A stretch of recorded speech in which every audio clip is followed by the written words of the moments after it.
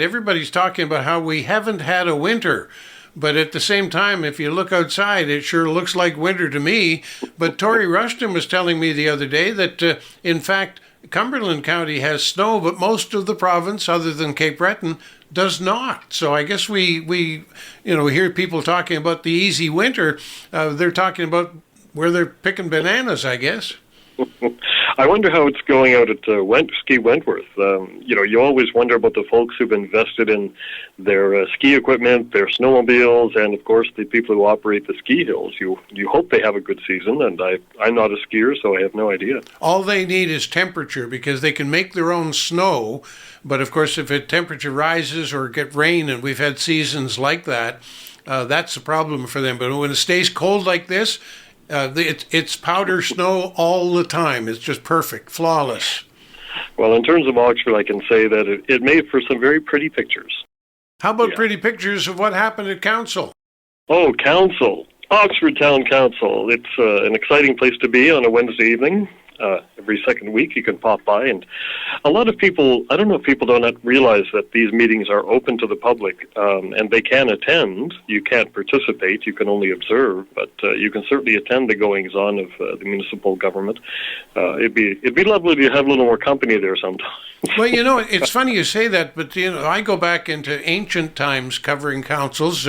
When I first started in radio in Bridgewater, as a matter of fact, we had about 7 councils all around. There were a bunch of towns and counties, and it was very common to see, well, just a handful, but nonetheless you'd see 5 to 15 people with a fairly regular basis back then. But over the last, since we got started here again, after the last 8 years, the only time you see people in council is when there's something going on that they don't like. Well, of course, we can blame the internet, too, for a lot of that. We're much more easily distracted now.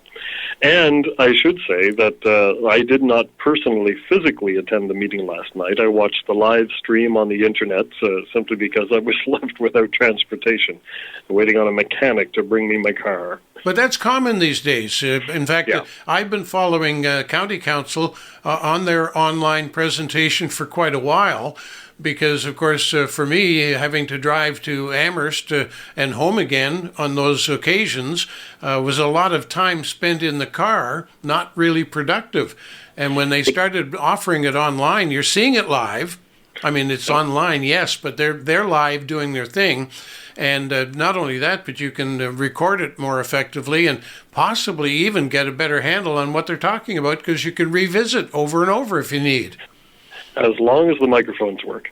Yeah, that too. Yes, the technology. But you're right. It has certainly made it more accessible to a lot of people, and it's made it easier for people like you and I to do this kind of work covering council when we might otherwise not be able to physically be there. So I'm all for it. Great job. What jumped out at you last night? Last night, before I get to how it started off, a lot of the business of last night was deferred. We had 3 councillors not present for various reasons. So I don't think they had quorum, or well, maybe they did, but they certainly didn't have enough people on hand to properly discuss any of the items that were coming up on the agenda, including a decision on adding a security camera to the parking lot just across the bridge in the Black River Park area where the food bank and the skate park is. Some discussion last night on that. Local businesses had been encouraged by the town to use the parking lot in Black River Park and also around the gazebo to leave the parking on the streets free for customers. But any further discussion of that is going to have to happen at a future meeting, simply because there weren't enough people there to do it. That's a rarity, by the way, to not have a quorum. Oh, yeah. I don't know what their numbers are for a quorum, but if there were 3 absent, I suspect they didn't have a quorum. They quite often will continue some discussion, but they can't enter a motion. They can't deal with motions at all if you don't have sufficient minimum number of elected officials there to actually vote. So that's a rarity. I'd be curious to know a little more about what happened there. Good question. None of that discussion I was physically present for leading up to it. There are, of course, always reasons why people legitimately will miss a meeting. And then there were times, I recall, when I believe Crystal McNutt at one point called in from a resort somewhere while on family vacation. So, there are ways now with the technology to connect. So if they were out, it may have been illness or some other reason. But for whatever reason, a lot of the business pushed off to the next meeting. What did get covered last night, Council had a presentation from a few people working on food security in Cumberland County. This is the report following up on some roundtable discussions in Parsbro, Spring Hill, Amherst, and Oxford over the past year on issues relating to food security. And basically, the presenters, and I should name them, of course, they deserve the credit for having done some important work on food security. Ariel Tucker, she's a public health nutritionist with public health. Colleen Dow, she's the Community Health Board Coordinator for Cumberland County with Nova Scotia Health. So they were on hand to deliver the findings of their neighborhood meetings. Now, if I can jump in here, the mayor and I talked about that yesterday, and I asked him about what he regarded as food security as an issue. He talked about the capacity for people to be able to afford groceries at today's prices being his definition of food security.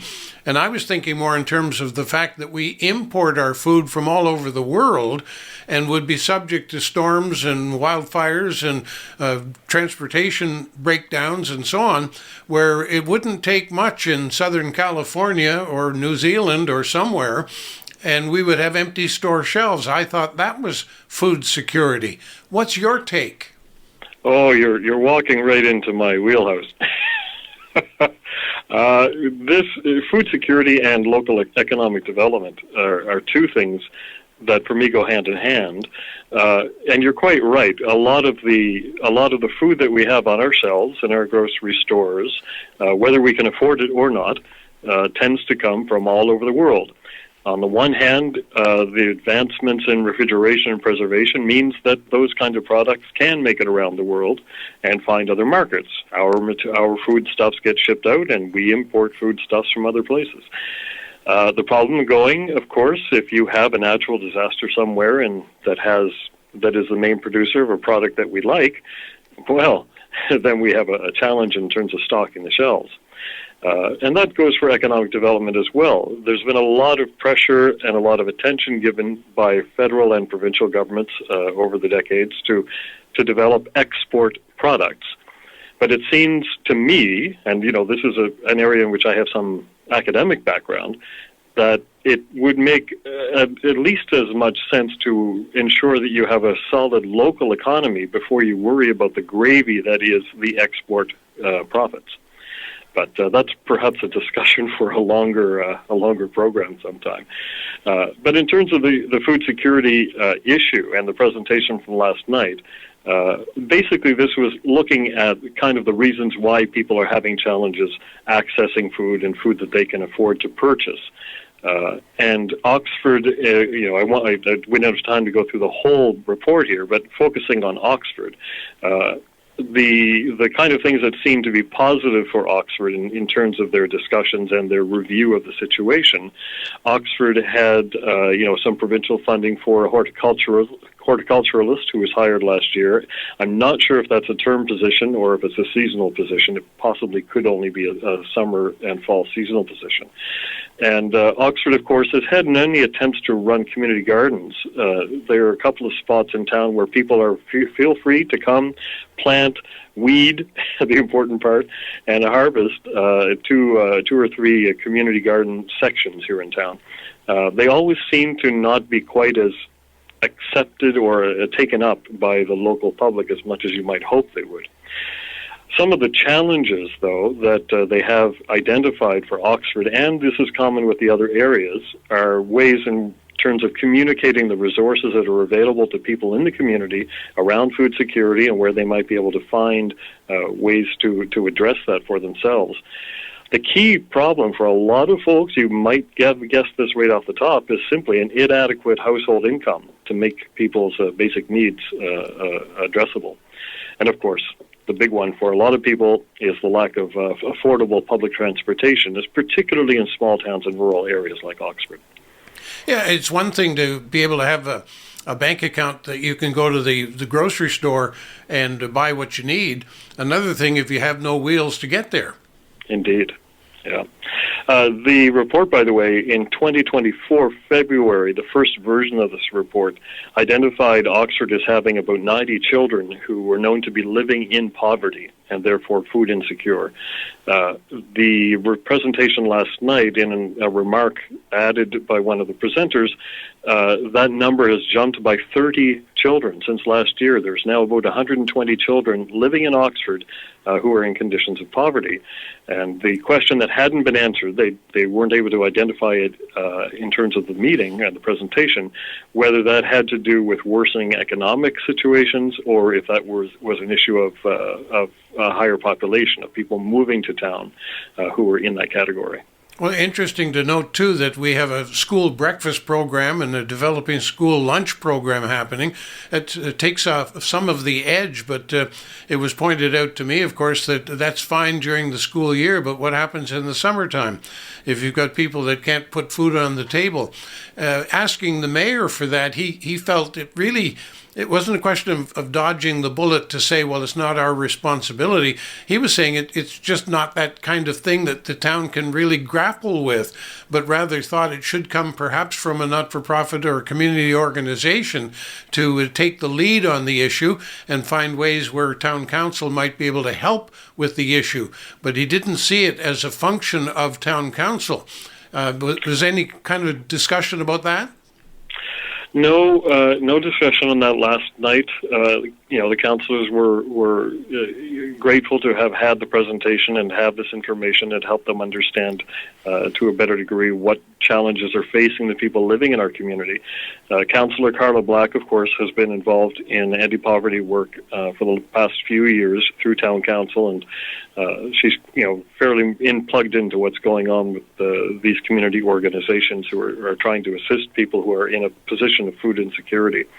The report has its own recommendations or its possible actions that could help people to improve their food security. And one of the biggest ones, and it's been batted around for a number of years, is advocating for the guaranteed basic income so that everybody can have sort of a floor that is a minimum that keeps them alive, keeps them fed, keeps them warm. And then hopefully can find a way to prosper in their lives. But it's a much larger problem than municipal governments can possibly deal with. This is affected by global policy, by international trade treaties, by free trade, by protectionism. There's a whole lot of angles to this. And expecting Oxford Town Council, a town of roughly 1,200 people, to have any real massive effect on food insecurity by themselves is asking, I think, for quite a bit. And of course, you pointed out right from the get-go that the study was done across the county, and the roundtable discussions and the reports are available now for Parsborough, Spring Hill, Oxford. They're going to do something with the county. They've also done it with Pugwash. We're going to hear more about this as time goes on. And, you're preaching to the choir when you talk about guaranteed minimum income. And it's interesting. There's no one solution that's going to do everything for everybody, because I raise that quite often with people, and they'll say, well, yeah, but you give somebody, at the lower end of the income scale, you give them a guaranteed flat minimum, you're going to have people that'll accept that and not go and get a job. And then they go so far as to say, and then they'll spend it on booze and cigarettes and so on anyway. So you can't win for trying, it seems. Yeah, it's funny how people are always complaining about people who are on low income, who have perhaps a vice that is smoking or drinking or whatever else, and they always say, "Well, why are they buying another pack of cigarettes?" But we never say, "Well, why is that guy buying another yacht? Why is he buying another Bentley? Why is excess only a matter where we criticize the poor, not the rich?" What's a yacht and what's a Bentley?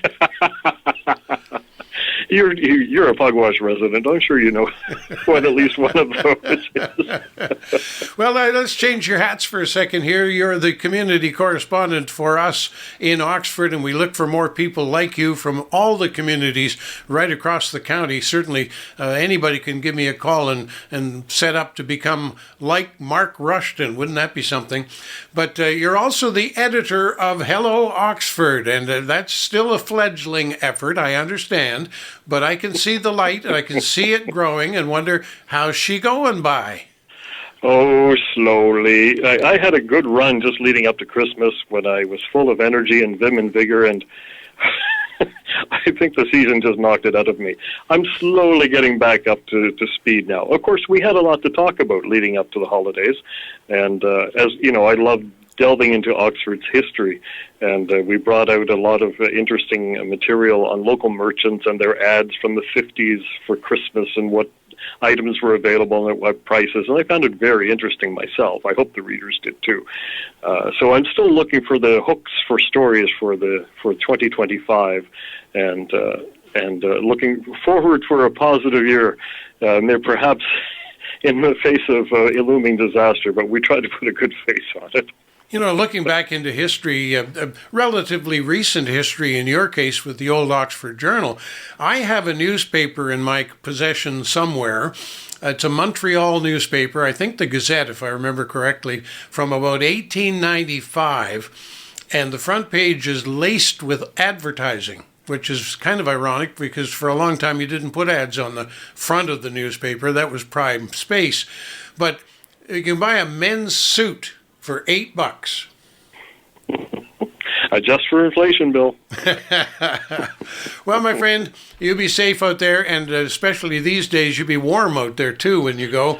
And we'll look for you following the next council meeting. But keep in mind, you're the Oxford correspondent, so anytime something breaks, anytime something needs to be promoted, you don't have to wait for a council meeting and talk to us the next day. We'll make room for you any day you need it, my friend. Will do. And, and you can come and buy me a coffee here in town anytime, too. That's fine. At the Senior Center. I'll do that at the Seniors Club. Every Tuesday from 1 to 3. Thanks for letting us put a plug in. I'm overdue on that one. And you send me details on all your activity. We'll plug them all the time, not just here, but on our website as well. Take care. Thanks, Bill. You too. Bye-bye.